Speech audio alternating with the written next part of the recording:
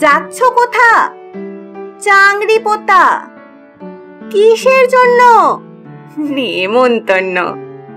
বিয়ের বুঝি? না বাবুজি। কিসের তবে? ভজন হবে। শুধুই ভজন? প্রসাদ ভোজন। কেমন প্রসাদ? যা খেতে স্বাদ। কি খেতে চাও? ছানার পোলাও।